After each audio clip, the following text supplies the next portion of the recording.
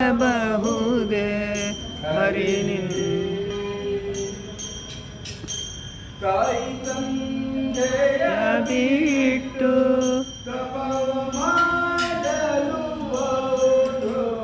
ತಾಯಿ ತಂದೆಯ ಬಿಟ್ಟು ತಪವ ಮಾಡಲು ಬಹುದು. ದಾಯಾದಿ ಬಂಧುಗಳ ಬಿಡಲು ಬಹುದು. ರಾಯ ಮುನಿದರೆ ಮಾತೆ ರಾಜವ ಬಿಡಬಹುದು. ರಾಯ ಮುನಿದರೆ ಮಾತೆ ರಾಜವ ಬಿಡಬಹುದು. ಕಾಯದ ಪಿತರಿ ನಡೆಯ ಬಿಡಲಾಗದು. ಕಾಯದ